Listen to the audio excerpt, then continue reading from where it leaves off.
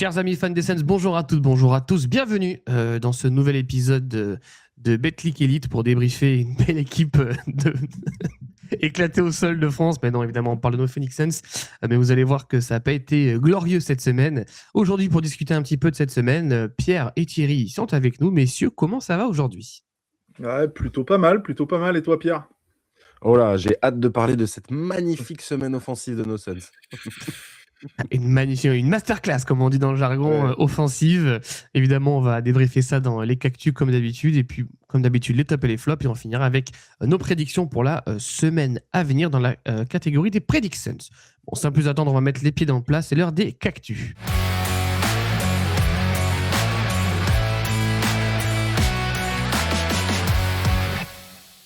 3 matchs, messieurs, cette semaine. 3 magnifiques matchs. 3 matchs qu'on avait perçus peut-être comme abordables avec une réception de Portland, des Celtics et des Lakers. On va commencer rapidement par le premier match.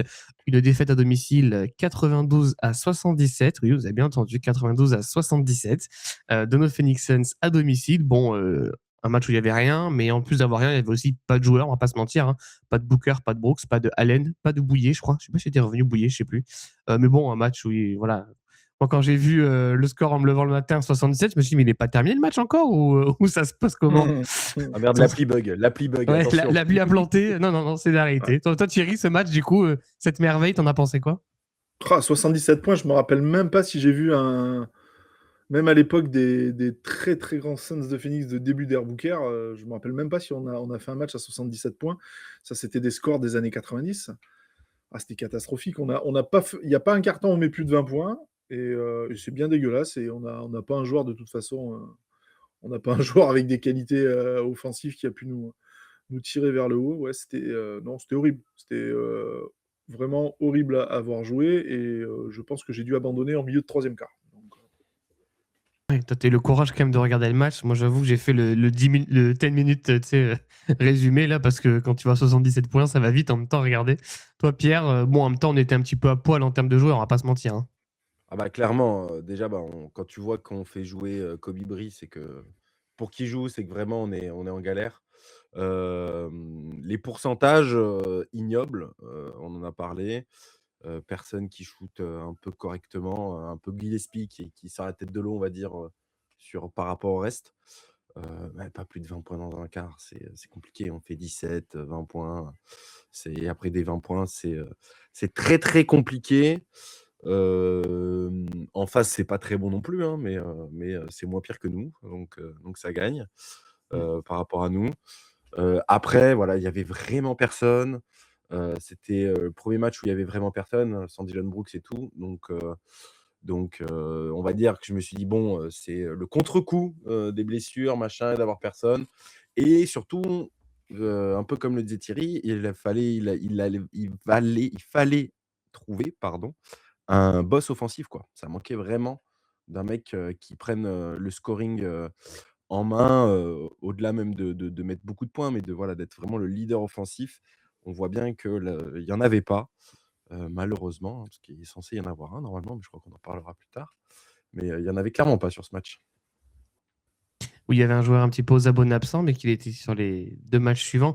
Bon, pas grand-chose de plus à retenir sur ce match. On va passer tout de suite au match suivant. Alors attention, il y a du progrès, messieurs, puisque cette fois-ci, nous perdons ce match. Hop, je me le retrouve. Ah bah, je me le suis perdu. C'était contre les Celtics, c'est ça. Voilà, 97-81, c'est ça que j'ai cherché face aux Celtics. On marque 4 points supplémentaires par rapport au match précédent. On joue les Celtics qui n'avaient pas Jaylen Brown. Donc, on sentait qu'on était sur exactement la même chose que le match précédent, quoi. Pas de solution offensive, mais tout simplement, je pense aussi par un manque de talent. Il y a un joueur aussi on en reparlera un petit peu plus tard, mais qui passe pour la 2e fois à côté de son match. On parle de Jalen Green, évidemment. Bon, toi, Thierry, du coup, peut-être que Boston, on ne s'attendait pas forcément à le gagner ce match, mais le contenu est encore très, très, très mince. Hein. Ah, écoute, quand tu as ils ont un 5 de départ, Keita, Hauser, Ron Harper Jr. et Sherman. Dans quel monde tu dis que tu vas pas le prendre? Enfin, moi, je me suis dit, ok, on va pouvoir faire un truc, tu vois. Mais on a toujours cette problématique. Et puis, on a une problématique aussi, c'est qu'on s'entête à vouloir shooter impérativement à 3 points au lieu d'attaquer le cercle. On n'a pas vraiment de shooter. On n'a pas vraiment de solution. Alors là, si Grayson Allen était de retour, mais a été très maladroit. Mais on ne veut pas attaquer le cercle, alors que les rares fois où on attaque le cercle, on est plutôt efficace, on ne va pas chercher de lancer. Et on a fait un troisième quart, on est dans le coup à la mi-temps, hein, mais on fait un troisième quart, mais 11 points, je crois. C'est un enfer. Donc du coup, c'est là aussi où on peut peut-être commencer à tirer des leçons sur certains joueurs. Et on peut se rendre compte que des joueurs, notamment comme Gillespie, ne sont pas vraiment des créateurs. Ne nous permettent pas. Enfin là, pour le coup, on n'a pas de créateur. C'est-à-dire que regardez l'effectif qui a joué. J'ai envie de dire le seul qui crée un petit peu, c'est Osso Iguodaro, qui est notre intérieur. Donc voilà, là, il y a des faiblesses bien identifiées avec les absences qu'il y avait. Et on peut commencer à se dire, après ces 2 matchs-là, que ça peut encore être long parce qu'on ne voit pas encore les jours absents, on n'a pas encore vraiment d'espoir de retour à court terme. Donc on se dit que la semaine peut être très très longue. Ouais, pour un petit peu appuyer ce que tu dis, c'est vrai qu'Osso, c'est notre meilleur passeur sur ce match avec 5 passes. Derrière, il y a juste Colin Gillespie qui en fait 3 et le reste de l'effectif, en moyenne, en font 2 ou 1. Donc oui, tu as raison, notre créateur de jeu, c'est Osso Iguodaro. Et preuve en est, quand il est sur le terrain, je pense qu'on est tous contents de le voir parce que je sais pas, quand il a la balle dans les mains, je me dis, il peut se passer quelque chose. Alors attention, on parle pas de Chris Paul, hein, mais il peut se passer quelque chose et ça, c'est intéressant. Et concernant ce que tu disais par rapport à Grayson Allen, donc oui, une adresse catastrophique, hein. Il finit à 2 sur 12, dont 1 sur 9 à 3 points. Par contre, c'est le seul qui va chercher des lancers, quoi. Il est 9 sur 10 au lancer franc, donc Ouais. C'est ça. c'est le seul. C'est le seul à un petit peu attaquer le cercle. Sinon, le reste, c'est que de la bombinette à 3 points. Et quand tu dis de la bombinette à 3 points, les mecs, ils sont pas à ça de l'arrêt de cercle, hein. Non, mais ils tirent du logo. Faut arrêter, tu vois. Quand tu tires du logo, c'est qu'il y a un problème de plan de jeu. Il y a un problème de. Je veux bien qu'on ne crée pas, etc. Mais je pense que c'est même avec des joueurs, quand tu as vu qu'il y avait en face à Boston, tu vois bien qu'ils étaient beaucoup plus à l'aise à Boston. Nous, on avait un gros problème là-dessus. Toi, Pierre, t'en penses quoi un petit peu? Alors, moi, je vais découper le match un peu en période parce que j'ai trouvé notre premier quart-temps pas si mal, honnêtement. J'ai dit: «Ah OK, ça fait tourner un peu la balle, ça met des points». Je sais plus, on finit à combien? On met 26 26-21. points. Ouais, on fait 26, donc tu vois, je me dis: «Ah oui, on est pas mal et tout». Début du deuxième, ça va un peu et après, mais il y a un espèce de trou Trou noir. noir. Fin du deuxième, début du troisième et dans tout le troisième, tu es là, mais tu fais: «Mais qu'est-ce qui se passe? Il y a plus rien, il y a plus rien». Et là, c'est un problème, bah, un peu de coaching forcément parce qu'il y a un moment, tu peux, essayer d'installer des trucs, redonner de la confiance à certains gars. Enfin, j'étais un peu étonné. Vraiment, ça a été un trou noir offensif. Défensivement, c'était pas si mal, mais en fait, comme je disais, quand tu vois les mecs en face, c'est pas non plus ils ont pas eu à défendre, des gars hyper forts, tu vois? Donc, vraiment, j'étais très déçu Boston parce que quand j'ai vu démarrer, je dis: «Ah ouf, Portland, c'était que un problème, d'une nuit, machin, ça va un peu mieux». On a vachement loué en plus nous le collectif depuis le début, donc je me dis: «Ah bah, c'est bien, ça se reprend» et au final, pas du tout et c'est là où, bah, comme disait Thierry, attaquer le cercle, aller prendre des lancers francs, bah, tu te facilites un peu la vie, quoi. Tu mets quand même quelques points, tu restes pas on met 11 points dans le troisième quart. C'est catastrophique et je vois là, je regardais, on a tiré 13 lancers francs. C'est vraiment pas Ouais. grand-chose. Portland, on en tire 6, non, c'est ça? Ouais, on en tire 6. Ouais, 6. Ouais. C'est catastrophique. Enfin, tu vois, c'est là où tu dois aller récupérer des points et c'est là où un mec comme Booker, même quand il est pas bien en adresse, il va aller te chercher ses lancers francs pour, pouvoir un peu scorer quand même et impacter un peu le jeu, quoi. Ça manque d'un joueur comme ça. Il y a que Grayson Allen, comme tu disais, qui le fait un peu. Ouais, je suis d'accord. Moi, ce qui me dérange particulièrement sur ce match, comme tu disais, c'est qu'on va pas chercher à l'intérieur. Je n'avais déjà parlé la semaine dernière. Moi, quand je vois un match, quand tu vois le 5 majeur de Boston, je ne comprends pas qu'on n'aille pas chercher Mark Williams. Je ne comprends pas qu'on aille. Mais il n'y a pas besoin d'être un meneur. Keita, il lui a fait du mal, hein. Keita, il lui a fait un peu de mal, hein, physiquement, hein. Marc Ouais, Williams. bien Ouais. sûr, mais sauf qu'à un moment donné, attends, je vais prendre ses stats. Donc, il joue 18 Et minutes. Attends, il finit Il joue plus en ce moment. 3 shoots. ouais. 3 shoots sur le match. Mais attends, c'est pas possible. Il y a un problème, Mark Williams, il y a un problème actuellement. Je pense que son temps de jeu, il fait 15 le premier match, 18 là et 13 je crois seulement le suivant. Ouais. Il se passe un truc. Soit il y a des problèmes physiques, soit il y a autre chose, mais son temps de jeu qui fond neige comme neige au soleil et son impact qui est quasiment inexistant, il y a un truc. Bah, c'est sûr que si tu regardes sur les 15 derniers jours, notre pivot titulaire en termes de temps de jeu, c'est Hugo Daro. C'est Hugo Daro qui a le plus de temps de jeu sur un poste de pivot. Donc oui, c'est compliqué. C'est compliqué. Mais Hugo Daro, il n'est pas un scoreur, mais des fois, il arrive avec des fans de passe, tu sais, il arrive à couper un peu ou sur des alley-oops. Il score, il est intéressant. Mais moi, je sais pas. Alors, est-ce que c'est parce qu'on n'arrive pas à le servir à le jouer? Est-ce que peut-être qu'il est trop smooth, hein, c'est possible, et que ça gave un petit peu Jordan Hot, tu vois, c'est aussi possible. Ou des blessures, on sait pas tout. Mais voilà, moi, ça me choque parce que même qu'il joue que 18 minutes, bon, pourquoi pas, sur le principe. Mais il prend 3 shoots quand tu vois l'effectif. Tu vois, ça n'a pas de chance, tu vois. Genre même Ryan Dunn, il en prend 6. Tu vois ce que je veux dire? C'est pas logique, quoi. C'est pas logique. Donc voilà un petit peu pour ce match, deuxième match catastrophique. Et alors là, autant vous dire que le troisième match où on allait recevoir les Lakers, moi je suis en train de me dire, oulala, quand je vois ce qu'on fait contre l'équipe de G-League de Boston et Portland, là on va se recevoir Luka Doncic, Austin Reeves et LeBron, qui sont pas trop en forme en ce moment certes. Ça peut faire mal, mais finalement, une belle victoire. Alors belle, je sais pas, mais c'est forcément une belle victoire quand c'est les Lakers en face, on va pas se mentir. 113-110, voilà, avec un match assez particulier. Les Lakers qui dominent un petit peu la première mi-temps, enfin c'est assez équilibré. Les Lakers qui passent devant, au troisième quart on repasse bien devant, mais ils nous rejoignent en fin de troisième.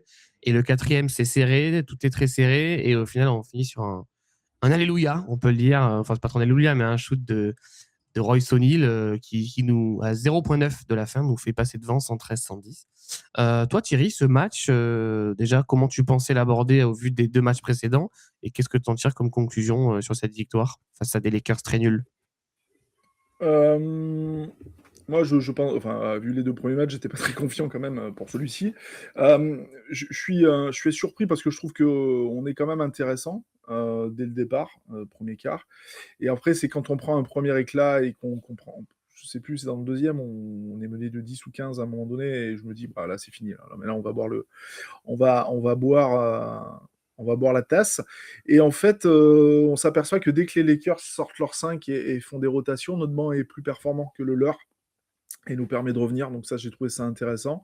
Euh, après, après Grayson Allen, bah, voilà, à force de shooter à outrance et de manquer de rythme, il faut bien qu'il tombe sur un soir où il met dedans. 16 shoots à 3 points quand même. Enfin, ça me choque quand même, 16 shoots à 3 points. Ça fait beaucoup. Mais effectivement, c'est à quel moment? C'est dans le troisième quart ou sur 2 contre-attaques, au lieu d'aller au lay-up, il met deux tirs à 3 points. Il y a une première séquence de mémoire aussi en première mi-temps où on met un 3 sur la remise en jeu, Vanderbilt la donne direct dans les mains de Bouillet qui remet à O'Neal. On a des périodes comme ça où en fait c'est les Lakers qui décrochent. Il y a plus de son, plus d'image, les Lakers sur 1 ou 2 minutes, et ils nous laissent revenir à chaque fois. Et après, on va le gagner à l'énergie parce que je pense qu'aussi avec la salle, avec l'ambiance, etc., il y a un temps fort qu'on négocie bien. Et après, il y a la dernière possession. Bon, voilà, la dernière possession où je suis pas persuadé que Grayson Allen pose pas le pied avant de faire la passe sur quand il ressort côté. Mais on met dedans, c'est bien. On aurait pu ne pas le mettre. C'est toujours ça fait du bien. En fait, elle fait du bien parce que c'est une victoire de bonhomme. Tous ensemble, à l'énergie, en faisant corps. Voilà, on va la gagner. C'est face aux Lakers, donc nous, ça nous donne toujours un peu plus de relief à ce genre de victoire.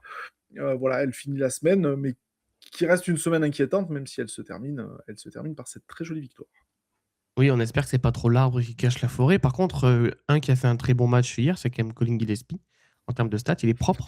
Et des fois, tu vois, quand je vois des joueurs qui forcent, on en parlera sur Jalen Green et un petit peu parfois Grayson Allen, je me demande pourquoi des fois, lui, tu vois, quand il est plutôt bon, pourquoi il force pas un peu plus, tu vois, je sais pas. Peut-être que c'est aussi le coaching staff qui le laisse bien dans son rôle. Mais ouais, il fait un plutôt bon match en termes de stats. Toi, Pierre, ce match face aux Lakers, du coup, t'en as pensé quoi? Bah, il fait plaisir déjà parce qu'il sauve un peu cette semaine, qui était bien pourrie. C'était pas un très beau match, hein. Moi, honnêtement, j'ai pas vu 2 belles équipes qui s'affrontent. J'ai vu 2 équipes en difficulté et qui doivent se sortir un peu les doigts pour essayer de gagner un match de basket. On a Grayson Allen qui a récupéré de l'adresse à un moment dans le troisième quart, comme tu disais, qui nous fait revenir parce c'est début troisième quart qu'on est on est à moins 10 ou un truc comme ça, ou moins 15. Et là, bah, il récupère de l'adresse, il nous fait revenir à l'énergie, on prend beaucoup d'avance, on avait 10 points d'avance vraiment, et puis ils reviennent petit à petit. Je me dis: «Oh non, putain, on va le perdre, on va se faire avoir et tout», au talent à la fin, tu vois? Avec un Doncic qui met des points, Reeves qui met des points et nous on n'y arrive plus. Et au final, non, on arrive à gagner ce match, donc j'étais content. Une dernière action très sunsienne, je dirais, une attaque du cercle qui n'est pas faite pour attaquer le cercle, en fait, qui est faite pour choper un 3 points. Euh, c'est parce que là, Royce O'Neal, c'est des shoots qu'il met tout le temps, ça, normalement, hein. Avec le stress, c'est jamais, mais il est dans un fauteuil quand même pour shooter. On arrive à le trouver bien. Tu disais, on n'en a pas trop parlé là sur tous les matchs, mais Rashir Fleming qui prend du temps aussi, du temps de jeu, donc ça c'est cool. Il est bon, il est puissant, il est physique. Clairement, quand il va encore un peu step up, il va faire du bien. Et je pense qu'il y aura une réflexion sur le 5 majeur à avoir avec lui. Jalen Green, pas dans le jus, hein, encore une fois, sur ces 3 matchs. Problème physique, problème mental, problème des deux, on ne sait pas, on verra. Ça commence à être un peu inquiétant à voir. Et moi, bah, Oso Ighodaro que j'adore, hein, que j'ai trouvé aussi encore très bon. Vraiment, c'est le pivot titulaire qui ne l'est pas, parce qu'il est pas dans le 5 de départ, mais c'est clairement notre pivot titulaire. Et il a vraiment step up. Mark Williams, comme on disait, je ne sais pas ce qui se passe, mais en tout cas, quand je voyais Ighodaro, je dis, ah ben, Malurak, il va falloir qu'il bosse, parce qu'en vrai, Osso, c'est assez propre, même dans un 5 NBA. C'est pas un grand joueur, mais c'est un mec qui fait du bien et qui correspond bien au style de jeu de Hot, donc en plus. Donc voilà, donc c'est un match qui fait du bien, mais qui, comme disait Thierry, qui n'est pas non plus hyper, hyper rassurant. Après, là, ce qui est intéressant, tu parlais un petit peu de Rashir Fleming et même par rapport à Mark Williams, c'est que les deux ont un temps de jeu assez réduit. Je crois que Fleming, c'est 21 minutes et 13 minutes pour Mark Williams. Bon, en 13 minutes, il prend quand même 10 rebonds, Mark Williams, hein. Tu Ouais. vois, et Fleming, il en prend 6. Donc, je pense que c'est hyper important. Je pense aussi que ce qui a permis aux Lakers de rester un petit peu dans le jus, c'est les lancers francs. Avec un Doncic, forcément, ça va sur la ligne. Sachez que, voilà, je crois que la totalité de l'équipe des Suns, on tire 14 lancers francs. Juste Doncic, c'est 12. Hein. Et encore, c'est pas, il a fait bien pire. Mais du coup, oui, voilà, ils ont cette intelligence, même s'ils perdent le match, de parfois aller chercher des lancers quand on est dans le bonus. Quand vous regardez les matchs, nous, du coup, je sais pas si vous l'avez remarqué, mais on shoot tellement à 3 points que les Suns sont quasiment jamais dans le bonus en termes de lancer franc. Je sais pas, à chaque fois, tu regardes le match, tu vois l'équipe adverse dans le bonus, toi, tu vois 2 fautes, 3 fautes. Ouais, En fait, on est tout le temps en train de shooter que du coup, on n'a pas cette intelligence d'aller chercher les fautes parce qu'au-delà de. Je trouve que c'est important parce qu'au-delà du scoring et des lancers francs, c'est que faire des fautes à des adversaires, ça les permet parfois, tu as un joueur en face important, il est déjà à 3 fautes, tu vas devoir le sortir. Du coup, ça te rechange plein de choses. Du coup, tu défends pas pareil quand la moindre faute, tu vas sur la ligne des lancers francs. Voilà, donc je trouve que on en a déjà parlé la semaine dernière, mais là-dessus, on abuse énorme. Voilà pour les 3 matchs, donc à moins que vous ayez quelque chose à rajouter sur ce match, peut-être, messieurs. Juste pour dire, on shoot 50 tirs à 3 points sur les Énorme. Lakers. C'est énorme. Plus de la moitié de nos shoots sont des tirs à 3 points. Donc forcément, Ah oui, c'est énorme. tu vas pas chercher de faute, hein, c'est sûr. Ah oui, c'est clair. Et du coup, on est sur 2 défaites et une victoire sur cette semaine. 2 défaites crades et une victoire. Bon, c'est toujours une belle victoire face aux Lakers. L'avantage, entre guillemets, c'est là qu'elle a de l'importance un petit peu, cette victoire face aux Lakers. C'est comme ils sont pas trop en forme. Alors, pour information, on tourne cette vidéo le samedi. Donc, comme je sais que les Lakers rejouent cette nuit, peut-être que le classement va réévoluer un petit peu. Mais actuellement, on est seulement à un match des Lakers qui sont 6e. J'ai l'impression que, vu leur niveau de jeu, ils sont un petit peu en train de se faire décrocher de ce qui se passe au-dessus. Nous, on est toujours à 2-3 matchs des Warriors, mais on n'est plus qu'à un match des Lakers. Évidemment, comme chaque semaine, on est 7e. Mais du coup, il a l'importance. Sachez qu'en plus, en termes de calendrier, notre avant-dernier match de la saison, nous nous déplaçons chez les Lakers. Alors, peut-être que ça peut être un match en jeu, ça pourrait être beau. Mais voilà un petit peu pour le classement. Je pense que je ne sais pas si vous avez quelque chose de plus à rajouter sur le classement ou pas, messieurs. Théorie, non. Le classement, il est. Enfin, sur nos 5 derniers matchs, on en gagne 2, mais on fait une prolongation et un buzzer et un tir au buzzer. Donc on aurait pu aussi faire 0,5 hein, sur les 5 derniers. Donc le classement, je pense qu'on est. J'ai peur quand même que la 6e place, qui est très proche, soit quand même assez loin. On verra, il y a une semaine prochaine qui peut être décisive. Oui, une semaine prochaine, on verra ça à la fin, qui peut être plutôt abordable. Messieurs, on va passer tout de suite à une section qui risque peut-être de débattre un petit peu, on va voir ça. C'est l'heure des tops et des flops.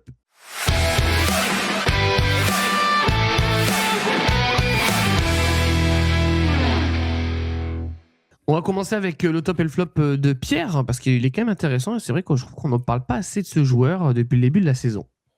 Ah bah, le top, il est directement lié à notre dernier match, à notre seule victoire. C'est ce shoot de Royce O'Neal. Voilà, le top, c'est le shoot de Royce O'Neal qui sauve un peu notre semaine, je dirais. Et surtout, en plus, une action, comme je disais, qui est très Suns, avec ça attaque le cercle, ça ressort, extra passe pour O'Neal qui shoot dans un fauteuil, hein. Clairement, c'est des shoots.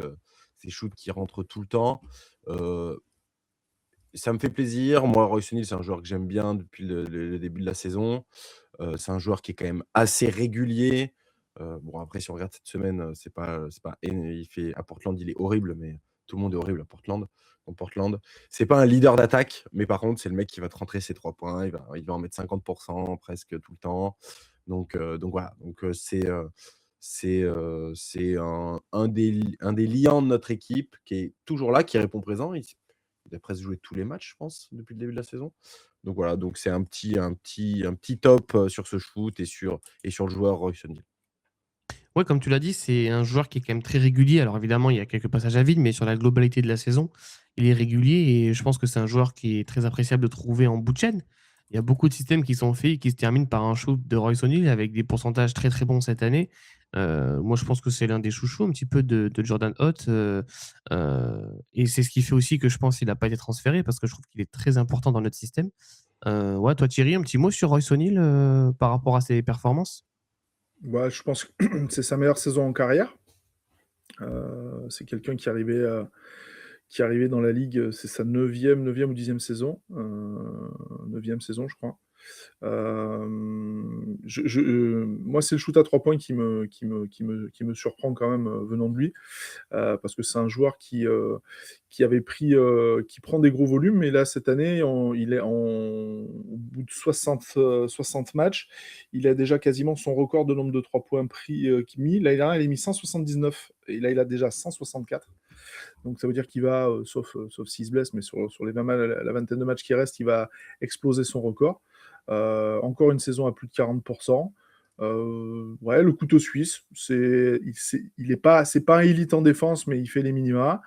C'est pas élite à l'attaque non plus, mais il fait les minima. Voilà, c'est le joueur moyen régulier sur qui j'aurais pas forcément, je pensais pas qu'il serait capable de maintenir ce rythme-là.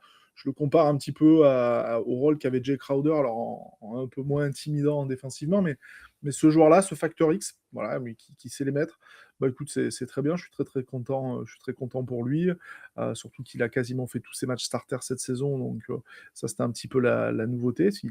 Quand on était au complet, il a survécu à l'arrivée, au fait Jalen Green était sur le banc, en fait les rares fois on a été complet, c'est lui qui était titulaire, donc je suis très content.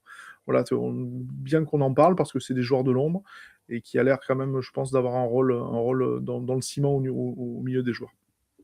Ouais, je trouve important. Je trouve qu'il est, tu vois, sur les postes 2, 3, 4, il peut switcher un peu surtout en défense.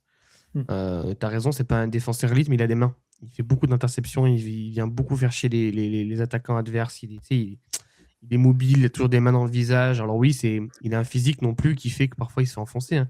C'est pas un défenseur élite, mais je trouve qu'il est, voilà, sur le terrain, c'est une vraie plus-value. Donc on est d'accord. Et puis évidemment, ce shoot qui nous sauve un petit peu la semaine, parce que comme tu l'as dit Thierry, on était pas loin d'être, avec la double prolongation qu'on avait eu également, à 0,5 sur les 15 derniers jours. Ça aurait été très, très, très, très, très compliqué. On a un petit peu le même flop, hein, Thierry. Donc je vais présenter le flop et puis je te laisserai en parler juste après. Notre flop, c'est Monsieur Jalen Green. On en a parlé la semaine dernière déjà, c'était déjà notre flop, mais c'était un flop un peu, on va dire, tempéré, dans le sens où on voulait aussi lui donner un petit peu de temps, qu'il reprenne ses marques, etc.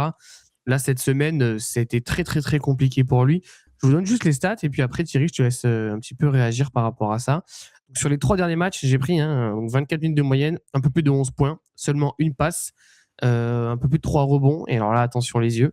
Au shoot au global, 30%, donc 15 sur 49. Et à 3 points, c'est une catastrophe, 13%, 3 sur 22.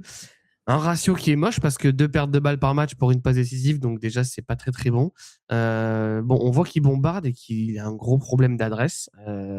Mais une fois de plus, il y a beaucoup de ces shoots, c'est pas juste des shoots ouverts dans le corner, quoi. Il y a des trucs, des fois, c'est un peu compliqué. Et parfois, des shoots qui, je pense, il serait tout à fait capable de mettre. Je sais pas pourquoi, ça rentre pas. Mais une adresse catastrophique qui nous pénalise, hein, parce qu'il a des plus-minus horribles aussi, Jalen Green. Donc toi, Thierry, comme tu as un petit peu le même flop que moi, t'en penses quoi de Jalen Green? Est-ce que tu lui donnes encore du temps? Alors, c'est vrai que pour replacer dans le contexte, la saison, les blessures, etc., ça joue forcément sur le physique, le manque de rythme, mais tout un tas de choses. Donc forcément, on peut pas dire que ce qu'on voit, ça soit réellement le niveau de Jalen Green. Moi, ce qui m'inquiète, au-delà de l'adresse, parce que l'adresse, quand tu es pas bien physiquement, quand tu doutes, quand voilà, et puis en plus quand tu as, c'est des shoots qui se créent tout seuls parce qu'on n'a pas suffisamment de talent offensif pour avoir des espaces. Euh, Ça, je me dis à un moment donné que ça peut tourner. Moi, ce qui m'inquiète, c'est quand je le vois jouer, c'est que c'est son handle, son premier pas, que je trouve très lent. Euh, il fait pas des différences sur des 1 contre 1. Il peut pas aller chercher de lancer. Physiquement, il se fait recruter. Et j'ai l'impression qu'il n'y a pas trop de QI de basket, quoi, de ce que je vois. Parce qu'effectivement, quand tu peux être en difficulté, mais tu peux être suffisamment fort techniquement pour créer de l'espace et servir tes partenaires. Mais là, j'ai l'impression de voir un rookie. Voilà. Moi, ce que je vois de Jalen Green, j'ai l'impression de voir un joueur qui est dans sa première saison NBA et qui fait un peu n'importe quoi. Ces excellents, on les connaît, chez les jeunes, on les accepte. Mais là, aujourd'hui, je sais pas, moi, quand je vois Amir Kofi qui sort du banc, il est plus propre et plus pertinent qu'un Jalen Green. Et les trous d'air, les trous d'air, c'est quand il est sur le terrain, et dès qu'on a une équipe un peu plus cohérente, mais moins talentueuse, mais plus cohérente, voilà, on résiste défensivement. Alors, il se donne. C'est vrai qu'il essaye. Il fait, enfin, franchement, c'est pas un toréador, hein, il ne laisse pas passer les adversaires, mais c'est difficile. Donc là, ça commence à être un problème. Et le vrai problème aujourd'hui, c'est est-ce que si c'est physique, est-ce que ça vaut le coup de continuer à l'exposer comme ça, ou est-ce qu'il ne faudrait pas le cacher un petit peu? Je ne sais pas du tout, en fait, parce que j'ai du mal, en fait. J'ai hésité, hein, à mettre les rotations Jordan, parce que j'ai du mal à comprendre ce qu'ils font actuellement. Mais non, mais là, j'ai vraiment beaucoup de peine pour Jalen Green. Et j'ai aussi peur quand il a le ballon et quand il shoot que quand Ray Andon le fait. Donc, ouais, c'est compliqué, c'est très très compliqué. Et en plus ce qui m'agace, c'est ses prises de shoot. Il attend pas que ses coéquipiers soient forcément positionnés pour le rebond. Il prend des shoots alors que ses coéquipiers font des déplacements, sortent de derrière des écrans. J'ai l'impression vraiment qu'il essaye de se rassurer et il se dit personne n'est là, je vais montrer ce que je vaux parce que du coup, je suis un peu être censé le gars, le go-to guy pendant l'absence de Booker et même de Dylan Brooks. Mais là, il n'y arrive pas. Ça commence à être pénible. Je vois que la fanbase de Houston commence à chambrer un petit peu là-dessus parce que nous, on leur avait dit qu'on leur avait filé un cancer, mais j'ai l'impression qu'ils sont en train de dire que c'est peut-être nous qui avons chopé le virus. Ouais. Je veux bien être un peu patient, parce que ça reste un gamin talentueux, mais j'ai vraiment des doutes sur sa capacité. Est-ce qu'on n'est pas seulement sur un joueur, quand il va se bonifier, qui sera un lieutenant plus? Mais j'ai vraiment du mal à m'imaginer que ce joueur-là puisse tirer une équipe vers le haut. Je te rejoins un peu. En fait, moi, ce qui me dérange, c'est ce côté. Ce que tu dis, c'est le QI basket, mais il est un petit peu sur le terrain quand il arrive, tu sais, ce côté un peu électron libre, où tu sais pas ce qu'il va faire, mais j'ai l'impression que tu as 4 joueurs qui ont un système défini dans leur tête, et tu as un mec au milieu, tu sais pas, il vient faire des cuts dans tous les sens. Alors, il tente, hein, il tente beaucoup de choses, mais. Et des fois, il passe des mecs, et là, tu sais pas pourquoi, c'est blackout, il prend des décisions, j'arrive pas à les comprendre, ou c'est des shoots qui sont pas forcément ouverts, et tu as peut-être des coéquipiers qui sont un peu plus ouverts. J'ai l'impression qu'il n'est pas encore dans le système, dans le mouvement, dans le placement. En fait, c'est bête ce que je vais dire. J'ai l'impression qu'il fait du 3-3. Tu vois ce que je veux dire? Genre, t'es là, tu prends un mec, vas-y, 1 contre 1, quoi. Il fait que ça. Il fait presque que de l'ISO où il essaie de battre des mecs en 1 contre 1. Et je suis pas sûr que ce soit comme ça qui fait qu'il se rassure. Je trouve. Après, voilà, il se donne. On voit que c'est pas un mec qui. Mais oui, psychologiquement, il est pas encore là, ça se voit. Est-ce qu'il a peur de la blessure ou parce que ses mauvaises performances, justement, tu es dans une boucle, hein, souvent, tu sais, le manque de confiance entraîne le manque de confiance. Hein. Donc, il tente plein de choses, il est très maladroit. Et en fait, ce qui dérange, c'est que dans un système, on le voit bien sur la dernière action face aux Lakers, où on essaye de faire un maximum de passes, de mouvements, bah, avoir un mec qui, comme tu dis, qui fait pas de passes, qui reste un petit peu avec des œillères, quoi, c'est un peu compliqué. Je pense qu'il va falloir qu'il mûrisse très vite. J'espère que le retour de. Parce qu'après, que tu mets le même Jalen Green à côté d'un Booker et d'un Brooks, c'est pas la même parce qu'il va avoir plus de shoots ouverts, il va pouvoir avoir plus d'espace aussi parce que si demain tu as du trap à 2 sur Booker, forcément ça va te libérer des espaces. Mais en tout cas, moi je constate et je pense que c'est un petit peu le cas de tout le monde que ce gars peut pas être franchise player. Ce gars, au mieux du mieux dans sa carrière, sera une option numéro 2. Mais sera peut-être plus une option 3 ou 4 si jamais il ne revient pas très vite. Toi, Pierre, est-ce que tu es d'accord avec nous? Est-ce que tu peux faire l'avocat du diable? Alors, je suis un peu d'accord avec vous, mais j'ai dit que je ferais un peu l'avocat du diable. Mais vous l'avez un peu dit. En fait, moi, ce que je défends chez lui, oui, il est catastrophique en adresse. Il a un souci de pénétration. Je trouve qu'il se livre pas assez quand il pénètre. Et ça, je pense que c'est une appréhension physique. On le voit, il se fait beaucoup contrer parce qu'en fait, il fait des lay-ups assez simples et donc les défenseurs le lisent. Mais ça, je pense que c'est parce qu'il n'ose pas en mettre un peu plus. Et donc ça, à voir avec le temps si ça va passer.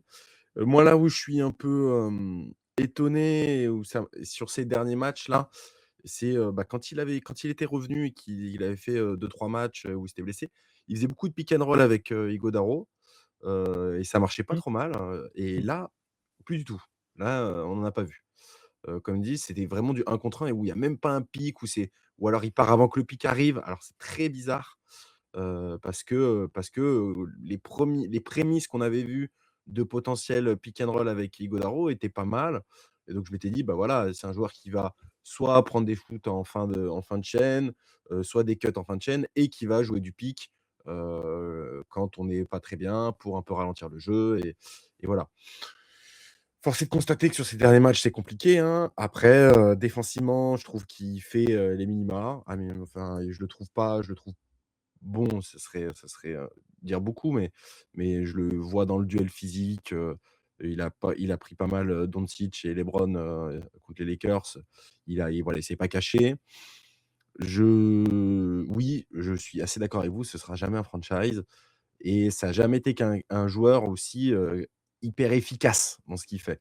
Si on regarde ses pourcentages, c'est pas un joueur qui a des hauts pourcentages, c'est pas un joueur très efficace, c'est un peu un pétard ambulant. Le problème, c'est que là, il est dans une équipe où il y a personne et on lui demande d'être ce qu'il n'est pas forcément, je pense.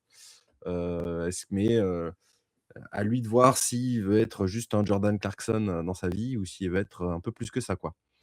Moi, j'y crois encore, mais là où je suis d'accord avec Thierry, c'est qu'il y a une question business qui va se poser, oui. Une question business qui va se poser.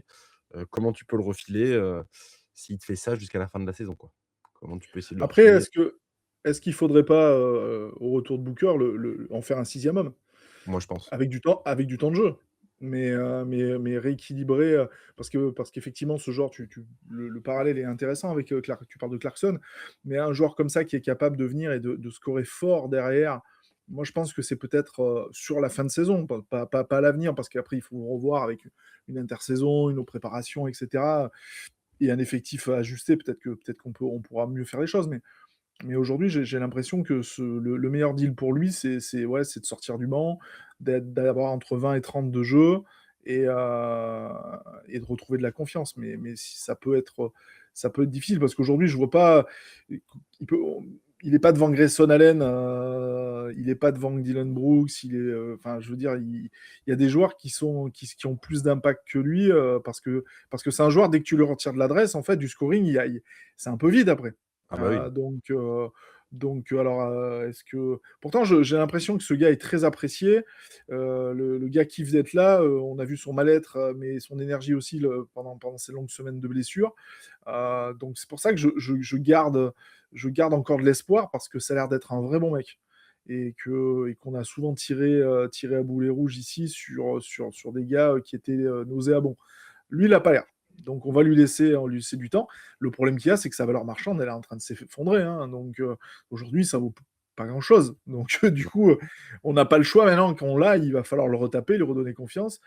Si un jour on a l'intention de bouger, il faudra de le bouger lui, il faudra lui redonner confiance. Ouais, c'était la question que j'allais poser, mais tu as un petit peu répondu. Avec le retour de Booker, probablement dans les jours, semaines à venir, comment tu fais tu le bascules 6e homme, ça veut dire que tu gardes Gillespie titulaire, Oui. mais du coup, Toujours. et ta première rotation, c'est quoi? C'est Jalen Green ou c'est Grayson Allen? Bah, moi, je mettrais peut-être Grayson dans le 5 à un moment donné. C'est-à-dire que tu ferais quoi? Tu mettrais Gillespie, Allen, Booker? Tu mets Allen en Et 3. derrière, oui, parce que t'as pas Brooks. Ouais, t'as pas Brooks. T'as pas Brooks. Moi, je le ferais comme ça. Ah, Enfin, ouais. parce que Allen, pour le coup, voilà, lui, on sait ce qu'il a. Il attaque le cercle, il prend des petits shoots à mi-distance, va chercher des lancers. Enfin, il est quand même très, très, très précieux. Et lui, il a besoin de rythme. Lui, quand il va retrouver du rythme, je suis sûr que dans 15 jours, Grayson Allen, s'il n'a pas de problème de blessure, il sera beaucoup plus régulier dans son adresse. Ok. Bon, dites-nous dans les commentaires ce que vous en pensez un petit peu du sujet Green. Est-ce que vous aimeriez le voir en 6e homme jusqu'à la fin de la saison, ou du moins une fois que Booker revient? Comment vous voyez un petit peu l'avenir avec ce joueur? Nous, on est à peu près tous d'accord. En vrai, on va pas se mentir, on a un petit peu tous la même vision, même dans la fanbase en vrai. Donc n'hésitez pas un petit peu à nous dire. Donc le top de Pierre, c'était Royce O'Neal, particulièrement son shoot surtout. Et avec Thierry, nous, c'était le flop Jalen Green, comme la semaine dernière, mais d'un point de vue un petit peu plus différent, où ça commence à presser un petit peu. Là. Il va falloir qu'il se réveille assez vite parce que le temps, il y en a de moins en moins. On va se projeter, messieurs, sur l'avenir. C'est l'heure des predictions.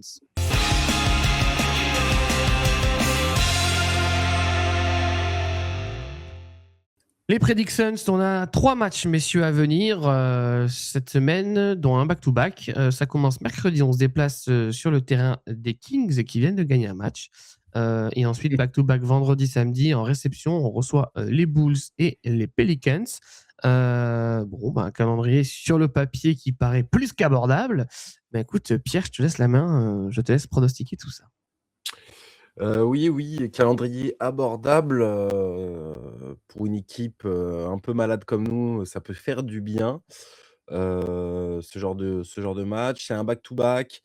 Donc, moi, je vais partir sur un 2-1 parce que je me dis qu'on peut perdre contre les Pels en back-to-back, honnêtement. Les Pels, c'est une équipe qui joue quand même un peu, qui est pas mal. Les Kings, on doit les gagner. Il y a pas de raison qu'on gagne pas ce match. Honnêtement, ça me ferait mal qu'on ne gagne pas. Et les Bulls, pareil, hein, les Bulls, c'est un peu catastrophique. Donc, quand même, ils sont sur, attends que je regarde, ils sont sur 11 défaites d'affilée, les Bulls. Donc, j'espère que c'est pas nous qui allons les relancer. Donc voilà, donc les Bulls, on gagne, et le back-to-back contre les Pels, on le perd. Honnêtement, je préférerais avoir un 3-0, hein, mais bon, je me dis que, au vu des dernières sorties, déjà avoir un 2-1 avec des matchs un peu propres, ça nous ferait du bien. Donc voilà, donc je pars sur le 2-1. 2-1 avec probablement une défaite du côté des Pels. Thierry, Voilà, qu'est-ce que tu en penses de ce pronostic? Bah, je vais pas être original, je vais dire exactement la même chose. C'est-à-dire que pour moi, Sacramento, en plus, Murray, j'ai vu qu'il était retourné à l'infirmerie, donc quand on sait qu'il y a déjà Sabonis, Lavine, enfin voilà, ça commence à être très compliqué de leur côté. Ils sont un peu dans le même cas que nous, c'est-à-dire qu'ils ont leurs meilleurs joueurs qui sont sur le flanc. Donc je pense qu'on doit faire la diff. Chicago, je pense que Chicago, c'est une équipe qui est en reconstruction, donc pour absorber tout ce qu'ils ont eu, etc. Ils ont beaucoup bougé sur la trade deadline. Donc ils sont en difficulté, je pense qu'on peut le prendre aussi, puis il est à la maison celui-là. Et New Orleans, ils restent sur 3 victoires quand même, hein. Puis ils ont quand même accroché Philadelphie, Utah, Golden State. Je les sens puissants. Si je dis pas de bêtises, ils ont le retour de... C'est qui? C'est Murray qui est de retour chez eux? Ouais, Dejounte Murray, ouais. Dejounte Murray. Il me semble plus prêt, donc je veux dire, si on n'a pas de nous de retour, non, puis à l'intérieur, entre Derrick Queen et Zion, enfin, je vois même pas qui peut aller emmerder Zion, en fait, tellement il est puissant près du cercle. Non, 2-1, ça serait la logique, je serais déçu. Enfin, déjà, même sans prétention, ne pas gagner à Sacramento, je serais quand même déçu, parce qu'ils sont vraiment affaiblis. Maintenant, on est capable de tout, donc on est capable de perdre à Sacramento et de prendre celui face à New Orleans. Oui. Cette semaine, on a quand même pris 2 matchs on a pris le match face à l'équipe la plus forte. Donc, et on s'est fait botter les fesses face à des équipes très diminuées. Donc, je vais rester sur du 2, hein, même analyse que Pierre. Ok. Moi, je vais dire 3-0. Oh, bien. Je vais dire 3-0 pour 2 raisons. Je trouve qu'on joue quand même... Oui, c'est des équipes qui, notamment les Pels, tu as raison, qui reprennent un peu de la confiance, qui retrouvent des joueurs. Mais bon, t'es à domicile, donc à un moment donné, stop, quoi. Je pense qu'on s'est assez fait botter les fesses à domicile dernièrement. Il faut avoir un petit peu de caractère. Le déplacement aux Kings me fait pas spécialement peur. La réception des Bulls non plus. Et puis, il y a un aspect stratégique, c'est-à-dire que si je mets le même pronostic que vous, notamment que Pierre et Bastien, on verra après, qui est en tête de notre classement, je ne pourrais pas gagner de points sur vous. Donc, je préfère à la limite tenter le coup et vous me laisser distancer et potentiellement revenir sur vous. Non, je vois un 3-0 parce que je pense qu'il tomberait à point nommé. Le calendrier est quand même assez abordable. Ça ferait du bien psychologiquement à l'équipe. J'aimerais bien que, voilà, sur cette semaine, Jalen Green, je veux pas que ce soit un joueur flamboyant, mais qu'il revienne dans des standards à peu près cohérents, qu'il arrête de faire des 1 sur 8 à 3 points tous les soirs. Voilà. C'est-à-dire que tu t'en prends 2, tes 2 premiers sont pas dedans, t'en tentes 3 si tu veux, mais après, fais autre chose. Arrête d'insister, que voilà, on arrive à retrouver un peu de cohérence dans notre jeu. Et ça va le faire, je pense que ça va le faire, et moi, je dis 3-0. Du 3-0, voilà, un peu d'ambition, et puis même ça mettra un peu de pression aux Lakers. Si on fait un 3-0, ils vont se faire un peu pipi culotte, et ça, c'est Dieu pur bonheur. Voilà un petit peu les pronostics des copains. Donc Bastien dit comme vous, les gars, 2-1. Et Mathieu est d'accord avec moi, 3-0. Voilà. On espère que nos pronostics vont se réaliser. On est très optimistes, messieurs. Ouais. Malgré On a la une semaine. on a une équipe pour tanker et on est en train de s'enjailler là. Oui, c'est vrai C'est que bien, ça change. personne... Ça a changé de ton cette année, hein, les émissions, les gars. Oui, c'est vrai. Il n'y en a pas un qui met un pronostic négatif. Bon, bah écoute, on verra. Hein. On verra. Donc, rendez-vous du coup mercredi. On a dit mercredi, vendredi et samedi pour les matchs. On a fait un bon tour, messieurs. Est-ce que vous avez quelque chose à rajouter avant de terminer cette émission? Moi, j'aimerais bien qu'on fasse un petit point sur le classement. Je sais pas si tu as bien fait les points, parce que j'ai eu un point la semaine dernière encore. Ah oui, j'ai pas fait le point des... Oui, pardon, de nous. Oui, bien sûr. Oui. Bah, en fait, Bastien et Pierre sont en tête avec 8 points. C'est vrai que j'ai pas fait le point de classement. Et avec Thierry et Mathieu, nous sommes à 6 points tous les 3. Donc voilà, il faut prendre des risques, messieurs, parce que là, il n'y a plus beaucoup de temps et ils ont pris 2 points d'avance. Donc écoute, il n'y a rien à gagner, mais c'est juste pour le kiff, quoi. Mais oui, Pierre est en tête, sachant que vous avez dit la même chose avec Bastien, donc potentiellement vous êtes encore en tête tous les deux. Ou alors avec Mathieu, on revient, mais vous avez encore de la marge. Donc vous êtes tranquilles, messieurs. Voilà un petit peu pour le classement. Thierry, un petit mot, quelque chose à rajouter pour la fin? Ou on est bon? Non, si on peut rapidement faire un point très rapide sur l'infirmerie, parce que j'ai lu que... Alors j'ai lu, vous avez lu aussi, Dylan Brooks, ça serait 4 à 6 semaines. Donc ça voudrait dire que ça nous le recaserait éventuellement pour peut-être la dernière semaine de régulière. La dernière semaine de régulière. Il faudra se poser l'intérêt de refaire venir ce jour-là. Booker, vous avez lu quoi? Parce que moi j'ai l'impression qu'on est... Est-ce qu'on est très clair aussi sur les communications cette année au niveau des blessures? Je ne me trouve pas fameux là-dessus. Moi, je me souviens à l'époque de Jalen Green où tous les jours, il était en game time decision, etc. Et à chaque fois, il était out juste avant. Ouais, j'ai l'impression qu'ils sont surtout très prudents. Très, très prudents parce qu'ils ont conscience que c'est, je pense, une année de transition et qu'on n'a pas d'objectif, on va dire, cette année. Ils prennent le moins de risques possible. Donc, ouais, Booker, on n'a pas d'infos. Moi, j'ai pas d'infos sur un retour ou ne serait-ce qu'une. Parce qu'à la base, ils avaient dit réévaluer dans une semaine, je crois. Ouais, c'est ça. Ouais. Il y a pas mal de rumeurs. Et c'était il y a une semaine. Donc, c'est pour ça. Alors, à moins que ça tombe dans le week-end, là. Mais oui, on n'a pas de news là-dessus. C'est vrai que c'est pas très lisible. Puis bon, on n'a pas été épargné non plus. Donc, forcément, tous les 4 matins, il y avait une info infirmerie. Donc, c'est compliqué, quoi. C'est compliqué. Mais c'est vrai que, ouais, Booker va revenir incessamment sous peu, quand même. Hein. Et s'il y a il y a eu quand même une petite news qui est tombée juste avant là. Cole Anthony qui a été coupé officiellement de notre part. Donc on a libéré le meneur de jeu. Et en même temps, Tyus Jones a été aussi libéré de son côté, lui qui avait été tradé, il se retrouve sur Au le marché. Wizard? Je sais plus où il était au Wizard? Non, il était parti où? Non, il est, je sais plus qui c'est qui l'avait récupéré. Je sais pas, Dallas, je sais plus qui c'est ce qui a récupéré. Ouais, peut-être, ouais, mais qu'il a coupé, ouais. On est en train d'ajuster. Alors, est-ce qu'on va bouger? Est-ce que vous voyez un intérêt à ce qu'on aille chercher un joueur aujourd'hui sur de la free agency pour pallier à ça, ou est-ce que vous continueriez comme ça, c'est-à-dire qu'en attendant que les gars reviennent, on reste sur le même effectif? Non, moi, je resterai sur le même effectif. C'est intéressant parce que ça donne du temps de jeu aussi à des jeunes, à des joueurs qu'on voit un petit peu moins. Amir Kofi, ça nous permet de le tester aussi pour voir un petit peu ce qu'il vaut. À voir, même si c'est déjà un peu tard, mais qu'est-ce qu'on peut piocher sur le marché des buyouts, hein. Des fois, on peut peut-être trouver un petit joueur intéressant. J'y crois pas trop. Moi, je pense que ça n'a pas bougé. Je pense que c'était un move financier à la base. Je pense qu'ils ont gardé. Je sais pas pourquoi ils ont traîné en fait à le couper. J'ai pas compris. Mais ouais, je sais pas. C'est bizarre. Peut-être une négo.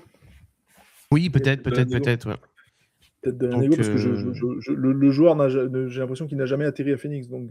Non, il a jamais été là. J'ai jamais vu sur un bord de terrain. Hein. Donc, je sais pas. Rentré dans l'Arizona, je crois. Ah, mais c'est clair. Donc, je sais pas. Faire avec ça. Après, peut-être donner. Je regrettais qu'on ne donne pas plus de temps de jeu à nos rookies, tu vois, pendant les blowouts, plus tôt, tu vois, pour le choc psychologique. Je pense que ça pourrait être aussi intéressant. C'est pas évident parce que j'ai du mal à lire le coaching. Mais on a tellement de blessés. J'ai l'impression de toute façon qu'il y a des joueurs qui jouent aujourd'hui, qui jouent blessés. Je suis pas persuadé que Grayson Allen est bien récupéré à 100% non plus suite à toutes ces blessures. C'est pas simple. C'est pas simple. Donc on espère qu'on arrive un peu frais pour la fin de saison, parce que si on doit être sur le playing ou cette 6e place, ça serait bien d'être un peu pas à 100%, mais au moins pouvoir sortir la tête haute. Un peu être un minimum compétitif si on arrive à accéder en playoff, quoi. C'est vrai. Ouais. Voilà, dernière info, messieurs, si jamais vous souhaitez participer au Dunk Contest de Phoenix l'année prochaine, Matisse Bia est prêt à donner $1 million pour attirer des stars, donc n'hésitez pas à vous inscrire. Je sais que Thierry de Youdio, t'es 2m16, tu peux faire des jolis windmills. Donc voilà, n'hésitez pas à vous inscrire. Je sais que Mathieu a repris le basket cette année, donc peut-être qu'il faudrait qu'il s'entraîne à faire des belles claquettes. Voilà, il y a quand même $1 million à la clé, messieurs. Voilà, on a fait un bon tour là. Tu allais dire un truc, Thierry, peut-être? Non, du tout. Impeccable. Bon, messieurs, on a fait un bon tour. On vous souhaite une bonne semaine NBA à tous. J'espère qu'elle sera meilleure que la précédente, on va pas se mentir. On vous fait des gros bisous, donc, et on vous dit à dimanche prochain, comme chaque week-end. Bonne semaine NBA, à la prochaine. Ciao. Salut les gars. Ciao les gars.